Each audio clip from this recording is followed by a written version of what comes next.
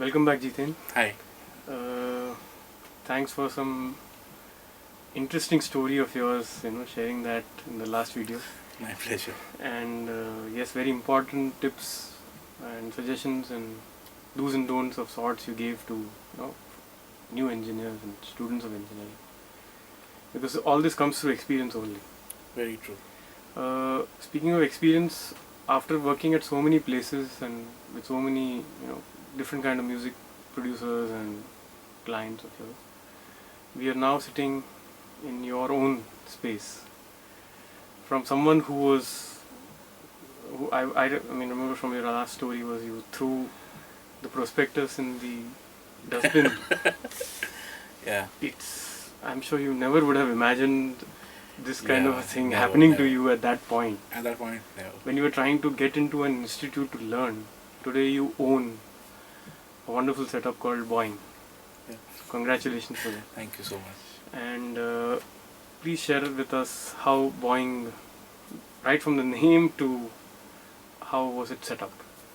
Boing was conceptualized by me and a friend of mine, Mayur Chandani. He's a client of mine actually, Okay. but he's a very close friend also now. And Mayur and I, we really wanted to do a studio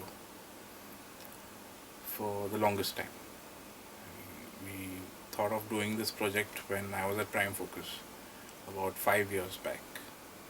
That's when we figured that let's do it together, because he also wanted to do it and I was also wanting to do it. I mean, for an engineer, the ultimate thing is to have his own setup. And Mayur also wanted to buy a property, and so property is the biggest thing when you want to do a sound studio. Correct.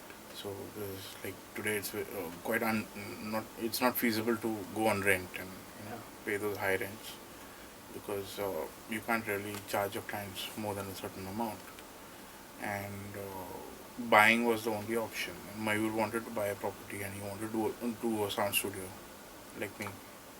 So we came together on this one, and the name, as you say, Boing. So it's a very simple thing. It's Boing, the sound effect. So it was thought of like how for visually, for an idea there's a light bulb. Okay. So we thought if it had to be a sound for an idea, what would it be? Boing. So one thought has come to head. So that's how it came about, and both of us really liked it. Mayur came up with the name, and then we started this whole thing. We started hunting for properties, and it took a very long time to find the right property, because we wanted to do it right. I mean, the one thing that we were both thinking of is we'll do it the right way, or then there's no point in doing it. So yeah, 5 years down the line, 4.5 years actually. So we have this place now. Budgets must have gone haywire, no? In the time you... Yes, lots of things went haywire. Budgets primarily. Cost of equipment. Cost of equipment, cost of the space, property also went up. And yes, but we are happy that we've done this, and we are very happy because we've got the result that we wanted, and we have one of the best facilities, and we're very happy with what we've made, and the clients are loving it, and we're really working well. So it's all good. Great. That's good on that. In the construction phase, were you personally present during the making of the studio? Yeah, I executed all the acoustics myself, because we went with Sam Toyoshima, who designed the place. Sam has not done a studio in Bombay. He's done only one in India. That's at Ramoji Rao. Okay. So he doesn't have a team here. So the whole thing was like, either we get him a team to do it here, like with studio architects and all, or I would do it. I mean, I have built studios earlier. This would be my 6th studio. I generally get into acoustics quite a bit, because I always want everything perfect the way I want it. Like, I do not believe in, like DSP systems for whatever has to be done. If it's acoustic, it has to be sorted in the room. I mean, you put in any speaker, it has to sound right. There's no point in calibrating something and stuff like that. You can do it, obviously. It's a proper science. But the way I'm comfortable is to get my room right. So whenever I've made my rooms, I've made sure that I get into it and I do all those changes and all before we actually start working. So, and this being my own facility, I was anyways going to do it. So I told Sam, I said, I will execute it. Let's forget anybody else doing it. I have a team, and they've built, my team has built 80 studios by now. Oh. So, I mean, it's all good on that side. So, let me only execute the whole thing. Also, it was very complicated because Sam, his designs were like down to the millimeter. Carpenters here are not they're not used to millimeters. They're used to inches and feet and that kind of divisions. Here everything was in millimeters. I had to translate everything to them, mark everything myself, get everything proper to how Sam wanted it. Because science is science. You should never change the science. Many people do. So we've also done. We had lots of challenges making this place. Firstly, so we're on the 4th floor, so we couldn't do any normal brick construction or anything. So everything is gypsum walls. So the amount of walls and then the materials. Also, in the regular 9.5 feet height, we made a floating floor. The studio is completely floating. So we had to use alternate materials to make it happen, because otherwise you have to make concrete blocks on the floor, and with the loading, today's loading, you can't really do it. So we ended up using alternate materials like steel and stuff. So we got the desired effect without compromising. Since you executed it, it's, I mean, easy for one to say got it done. But you had to personally go out and buy shop for all the material. Yeah. So that is an equally tough job, to not only buy it, certain materials I had to develop also. Oh, really? So I'll tell you this thing about one particular product. Was this whole studio is floating, and it's like basically on rubber cushioning. Okay. Now the rubber cushions, Sam wanted us to use one particular cushion from Japan. That was very expensive. To import it, and also that we had to import it. That whole thing was there. Timing was a problem, and cost was a big problem. So I told Sam, let me try and make this cushion here. So how are you going to make the cushion? I said, India, we can do anything. So I went to a rubber factory and then understood about rubber, behavior of rubber, different types of rubber, what compound we need to make our solution for our floors and ceiling, cushions on the ceiling as well.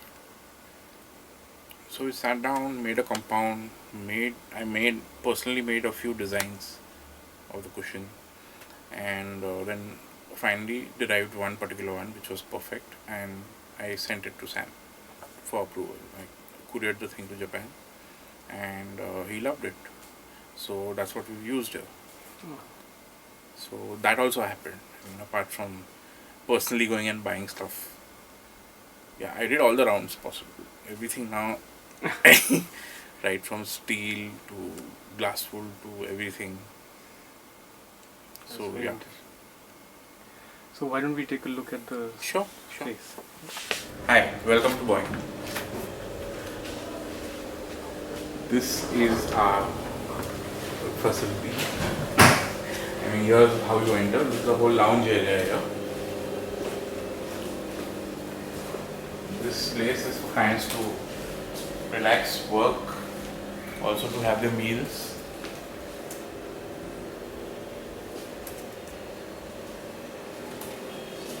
Generally a hangout place.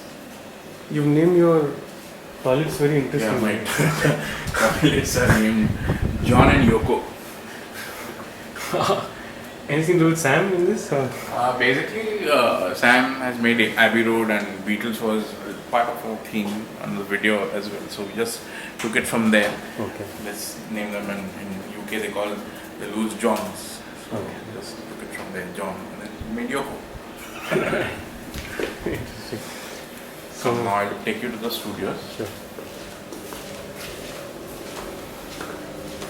This is something for the visitors to. Yeah, this is for the clients to use.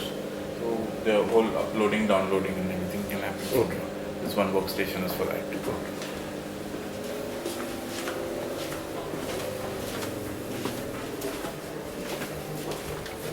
This is the studio 2. This is the hard working room as we call it. Currently, what is the equipment you've installed here? Here we have Pro Tools 11, and we have the X Desk, and on mic pre we have a Charter Oak MPA1, and we have a compressor Charter Oak SCL1, and an Omni, and focal monitoring, Right. focal SM9s. And that's your dubbing room. Yeah, that's the dubbing room for that. What microphones? There also we have Charter Oak microphones. They are very nice mics, hand built. And the one which you're seeing is a SA538. Now continuing here, this is a small office, it's an open office. Do all our accounting and everything from here, bookings and stuff. Now I'm taking you to the Studio 1, which is our main production studio.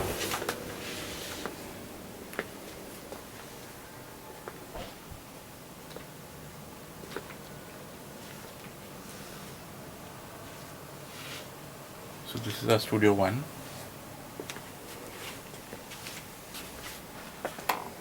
And this is the console desk. What we have here is a combination of a console. We have an X desk, expander, which is an expansion chassis. It gives me a 40 input board together. And I have an Avid Artist Mix. The Avid Artist Mix allows me to do all the automation. So it's kind of a hybrid console. For mic pre's, I have again Charter Oak MPA1. I have a Thermionic Culture Rooster. The I/O that you see is an 8x8x8 with an analog expansion card. Here again I have an SCL1 compressor and a PEQ1 equalizer.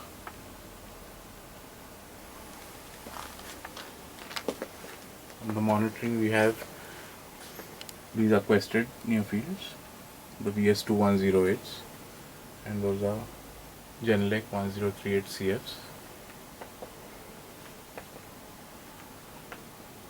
with a sub. And that's the other dubbing room. This is the ISO booth.